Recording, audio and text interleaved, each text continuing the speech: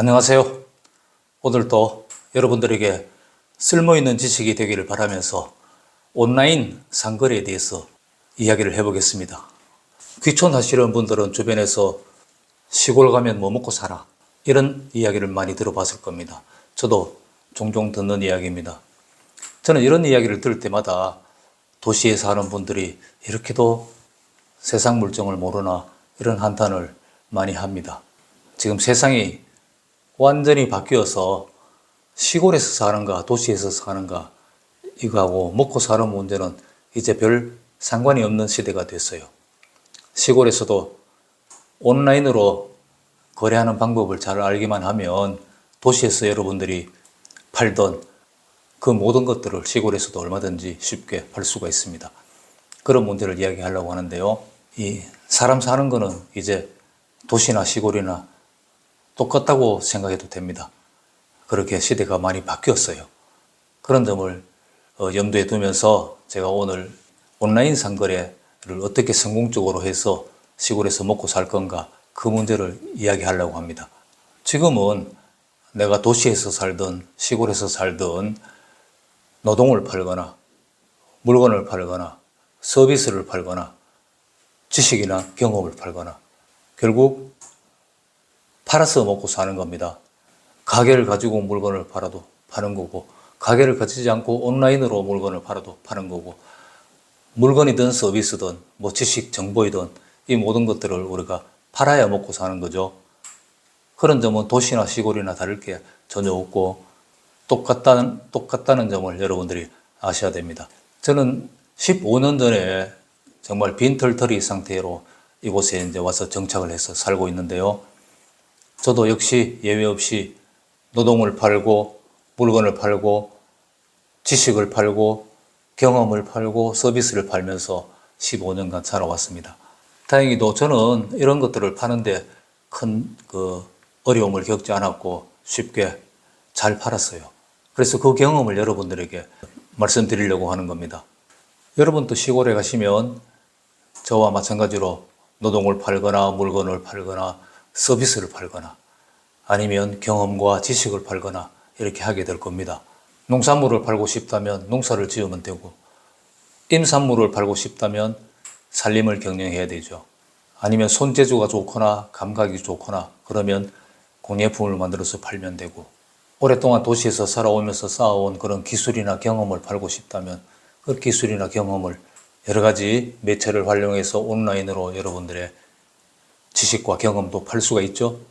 그 도시하고 시골하고 굳이 차이가 있다고 생각한다면 한 가지, 도시에서는 뭐 오프라인으로도 팔 수 있고 온라인으로도 팔 수 있지만 시골에서는 100% 온라인으로 내가 가진 어떤 상품을 팔아야 됩니다. 이게 차이인데요. 그 차이는 이제 크지 않다고 봅니다. 왜냐하면 이미 2021년도에 통계청의 자료를 보면 우리나라의 모든 상거래의 50% 이상이 온라인으로 넘어왔습니다. 그러니까 이제는 온라인으로 뭔가를 거래하는 게 더 일반적인 상황이 됐다는 거죠. 근데 시골에서 뭘 먹고 사나 이런 걱정을 하시는 분들은 이런 상황, 온라인으로 모든 것이 거래되고 있는 이런 상황이 좀 어려운 점으로 다가오기 때문에 그런 말씀을 하는 것 같은데요. 저 같은 경우에는 오히려 이 온라인으로 뭔가를 거래해야 된다는 이 상황이 도움이 됐던 것 같아요. 왜냐하면 온라인으로 거래하는 데는 자본이 필요하기 때문에 그렇습니다. 저는 굉장히 경제적으로 어려운 상황에서 여기에 왔는데 만일 뭐 가게라도 하나 열어야 내가 생산하는 물건을 팔 수 있었다면 정말 힘들었을 겁니다. 근데 그게 아예 필요 없이 저는 내가 생산하는 모든 물건을 온라인으로 팔아야 된다. 여기에 뭐 선택의 여지가 없었고 그러니까 당연히 특별한 비용이 들지 않았죠. 그게 오히려 저한테는 장점으로 작용했던 것 같은데 여러분들에게도 똑같이 이 점이 장점으로 작용할 수 있습니다. 돈이 필요 없이 온라인으로 내가 생산하는 모든 물건들을 얼마든지 팔 수가 있습니다. 이제 그 방법에 대해서 제가 설명하려고 하는 겁니다. 시골에서 어떤 상품을 팔려고 하는 분들은 지금 대부분 자기 홈페이지를 만들어서 내가 이런 농산물을 생산하고 이런 임산물을 생산하는데 이게 뭐 좋다 이렇게 설명해서 판매하는 그런 방식, 홈페이지를 만들어서 판매하는 방식을 취하거나 아니면은 온라인 전자상거래 플랫폼을 이용합니다. 네이버나 쿠팡, 옥션 뭐 이런 플랫폼을 이용해서 상품을 등록해서 팔게 되죠. 이렇게 상품을 등록해서 팔게 되면 수수료를 내야 되죠. 그러니까 소득이 그만큼 줄어드는 겁니다. 홈페이지를 만들려면 자본이 필요하죠. 상당한 비용을 투자해서 홈페이지를 만들고 운영해야 되는데 그런 비용을 투자해서 홈페이지를 만들어도 이게 쉽게 팔린다는 보장은 없습니다. 홈페이지는 아무도 안 찾아올 수도 있어요. 그러니까 상당한 위험 부담을 가지고 많은 비용과 기술과 이 마케팅 능력이 필요한 겁니다. 그래서 저는 이 홈페이지를 만들거나 어떤 그 전자상거래 플랫폼에 입점해서 팔거나 이런 거는 한 번도 해본 적이 없습니다. 비용이 드는 거는 철저히 배제하고 전혀 비용이 들지 않는 방법을 사용해서 제가 생산하는 것들을 팔아왔어요. 그럼 뭐 옥션이라든지 쿠팡, 네이버 이런 전자상거래 플랫폼에 입점해서 수수료를 내고 뭐 팔 수는 있지만 또 그렇게 팔려면 주변에 무수히 비슷한 물건들을 파는 수많은 사람들과 경쟁을 해야 됩니다. 그건 아주 고달픈 일이죠. 그래서 저는 그런 걸 선택하지 않았는데요. 이제 지금부터 설명하는 게 이제 저만의 노하우라면 노하우입니다. 뭐 특별할 건 없지만 그런 제가 해왔던 방식들을 여러분들에게 설명을 해드리자면 온라인으로 뭔가를 생산해서 팔려고 하면 첫 번째는 신뢰를 얻어야 됩니다. 절대적인 가치, 신뢰 이게 가장 큰 가치입니다. 이 신뢰를 얻고 나면 무엇이든지 팔 수 있는데 신뢰가 없으면 아무것도 안 팔립니다. 온라인 플랫폼에 입점을 해서 판다든가 이런 경우는 그냥 시장이니까 사람들이 와서 보고 이것저것 골라서 살 수도 있는데 그런 걸 일체 사용하지 않고 자기만의 그런 플랫폼, SNS 매체를 저는 사용하는데요. 이런 SNS 매체, 예를 들면 블로그나 페이스북이나 뭐 인스타그램, 뭐 유튜브도 SNS라고 할 수 있는데요. 이런 매체에서 뭔가를 팔려고 할 때는 하나도 안 팔릴 수도 있습니다. 확실한 신뢰를 얻기 전에는 아무 거래도 이루어지지 않아요. 그런데 확실한 신뢰만 얻으면 반대로 무엇이든지 팔립니다. 농산물도 팔렸는데 임산물도 팔 수 있고 서비스나 지식도 팔 수 있어요. 여기에는 절대적인 관건이 신뢰입니다. 그런 저는 이런 신뢰를 얻어서 판매하는 방식을 취하는데 어떻게 신뢰를 얻는지 그거를 여러분들이 아셔야 됩니다. 여러분들이 이제 시골에 가셔서 뭔가를 팔게 되면 여러분들이 파는 그 상품은 여러분들만이 파는 고유한 상품이 되는 겁니다. 공장에서 찍어내는 그런 공산품이 아니니까 여러분들이 생산하는 물건은 예를 들어서 농작물이라고 치면 깨끗한가, 품질이 좋은가, 영양이 풍부한가 뭐 이런 것들이 사람들의 관심사가 되죠.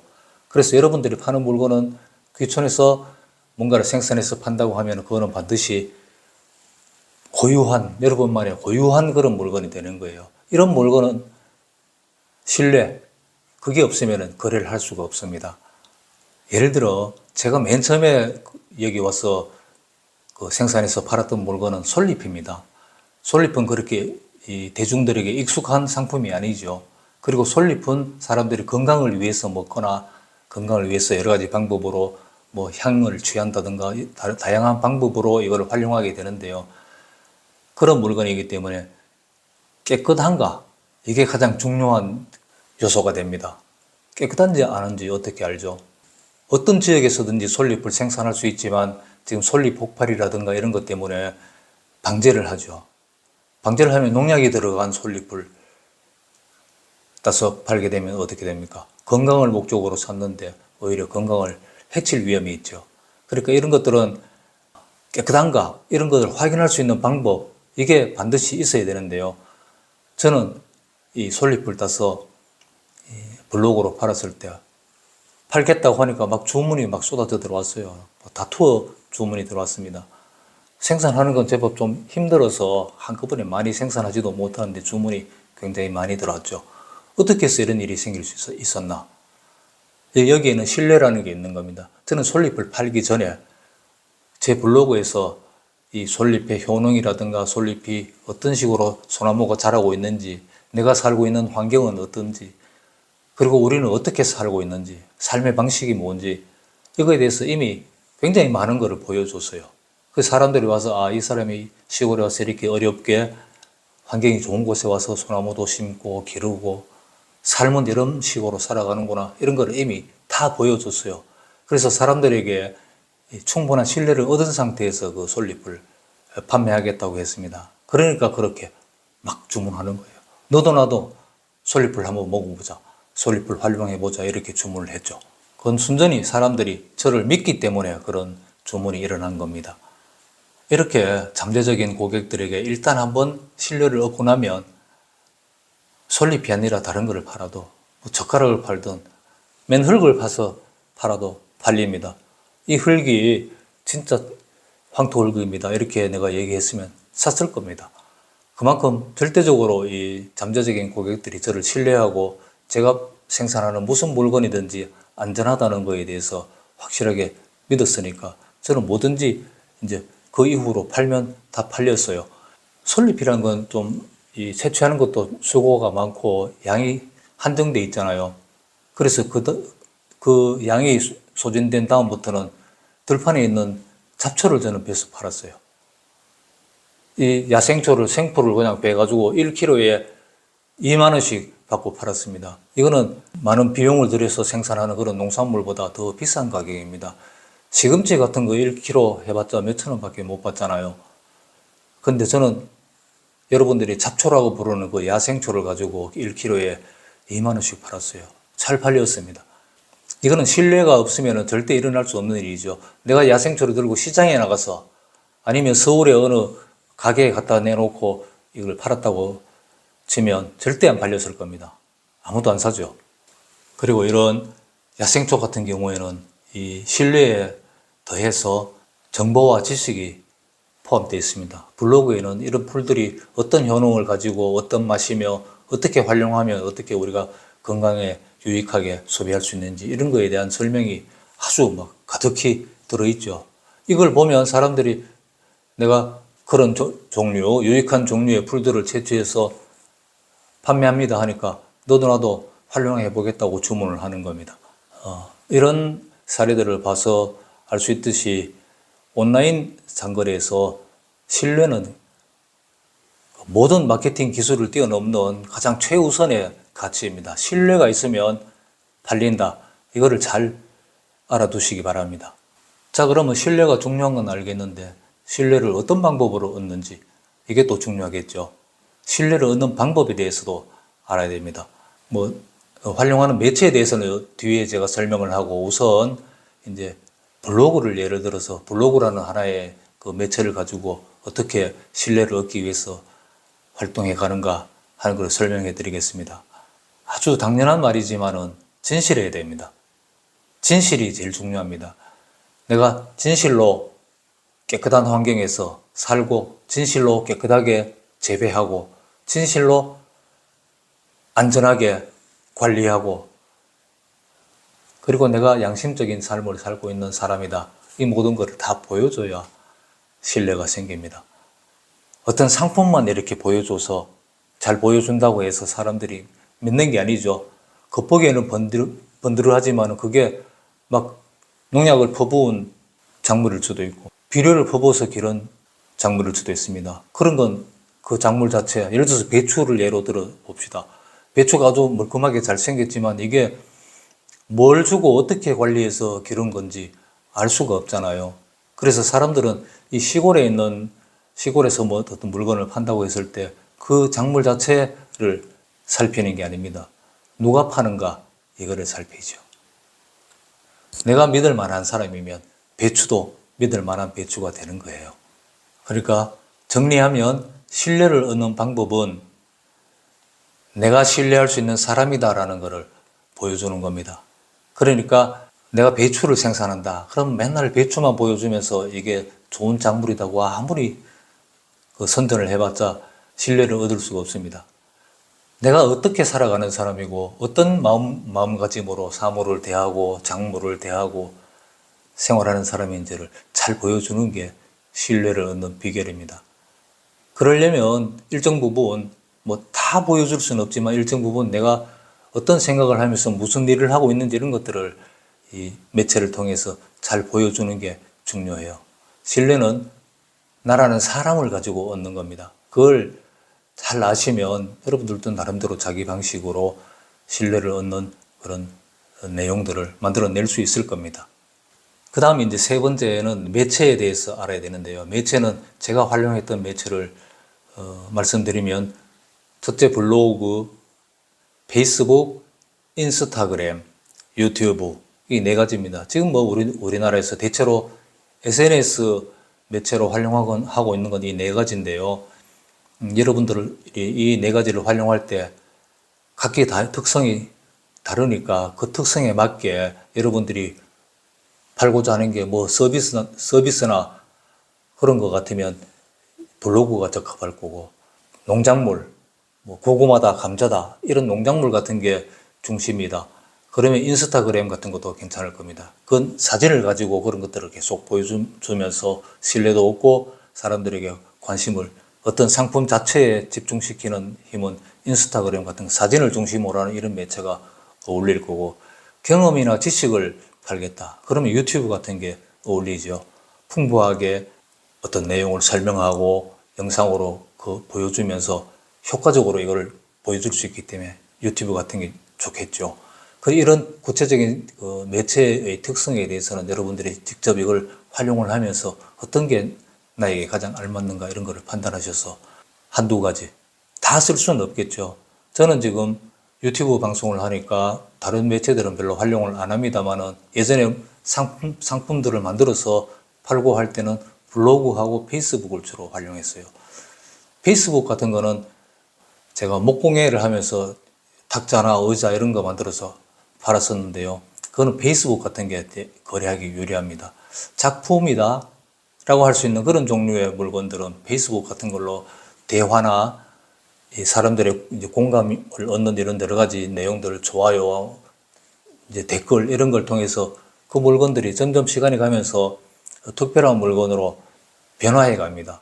그런 기능들을 잘 활용하면 그런 공예품이라든가 이런 종류는 유튜브 같은 게 활용하기 좋고요. 일반적으로 농산물이나 뭐 이런 다양한 물건들은 풍부한 설명을 보탤 수 있는 블로그 같은 게 좋고, 내가 글을 쓰는 데는 좀 젬병이다. 근데 사진은 잘 찍어서 보여줄 수 있다. 그러면 인스타그램 같은 걸 활용하는 게 좋죠. 그건 사진 중심이니까요. 그리고 인스타그램 같은 거는 조금 젊은 계층에서 더 많이 활용하니까 그런 계층을 타겟으로 하는 물건을 팔고 싶을 때는 인스타그램 같은 거를 적극적으로 활용하고, 그리고 유튜브의 경우에는 이렇게 일정 수준의 성공을 거두고 나면 뭐 10만 명, 20만 명의 구독자를 확보했다든가 그런 수준이 되면 미스컴과 유사한 그런 효과를 얻을 수가 있지만 일정 수준에 도달하기 전에는 아주 미미한 영향력밖에 가지지 못합니다. 뭐 몇십 명만 본다든가 뭐 몇백 명만 본다든가 이거는 별 효력이 없죠. 그렇다고 하더라도 유튜브 같은 거는 귀천에서 내 삶을 보여준다든가 이런 방식의 내용만 가지고도 언제 성공을 거둘지 모르는 거예요. 사람들은 타인의 삶을 구경하는 것을 좋아합니다. 그래서 단순한 내 삶을 보여주는 그런 걸 가지고도 유튜브로는 성공을 거둘 수가 있어요. 그러니까 가능성을 가지고 꾸준히 노력해 볼 가치가 있습니다. 그리고 내가 어떤 내용들을 자료적인 측면에서 영상으로 누적시키면 좋은 자료가 될 수도 있고 하니까 포기할 필요가 없고, 누구든 유튜브 같은 거는 병행해서 반드시 하는 게 바람직할 거로 생각돼요. 이렇게 매체들에 대해서는 제가 간단히 설명해야 되는데요. 왜냐하면 복잡하게 설명해봤자 여러분들이 실제로 활용해보기 전에는 어떤 매체의 특성을 잘 느끼기가 힘듭니다. 그걸 가지고 뭐는 뭘 써야 된다 이런 식으로 분리할 수가 없어요. 사람마다 또 능력도 다르고요. 글 쓰는 걸 아주 좋아하고 잘한다, 이런 거는 블로그와 페이스북에서 위력을 발휘합니다. 글을 맛깔나게 잘 쓰고 사람들을 잘 설득하는 글을 쓸 수 있으면 그게 유용하고, 사진을 잘 찍으면 인스타그램이 더 유리하고, 동영상을 잘 만들면 유튜브가 당연히 좋죠. 인스타그램 같은 것도 페이스북이나 이런 것도 요즘은 다 동영상이 가능합니다. 이런 특성들은 여러분들이 직접 활용하면서 느껴보시는 게 중요하고요. 만일 이제 좀 귀촌을 하시는 분들은 연령대가 좀 높은 편인데요.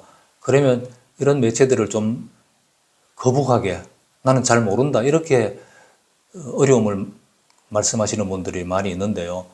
요즘은 유튜브로 이거를 배우면 됩니다. 유튜브로 인스타그램 사용법, 유튜브로 페이스북 사용법, 블로그 잘하는 법 이런 거 하면 다 나옵니다. 굉장히 잘 설명해 놓은 그런 영상들이 많이 있어요. 그냥 인터넷의 어떤 모든 기능들은 인터넷으로 배운다 이렇게 생각하시면 돼요. 누구든지 할 수 있으니까 어렵지 않아요. 그렇게 유튜브를 적극적으로 활용하시면 이런 걸 배우는데 유용합니다. 다시 한번 간단히 온라인 거래에서 성공하는 방법은 절대적인 가치, 신뢰다. 신뢰만 얻으면 끝난다는 걸 꼭 아시고요. 내가 서울에 살든 양구에 살든 뭐 제주도에 살든 어디에 살든 이제 뭔가를 거래한다 하는 건 온라인으로 충분히 할 수 있는 시대가 되었기 때문에 지리적인 그런 제약은 이제 완전히 사라진 시대에 살고 있다는 것을 명심하시면 자신 있게 여러분들이 어디에 가시든 온라인 거래를 통해서 여러분들이 원하는 거래를 하실 수 있습니다.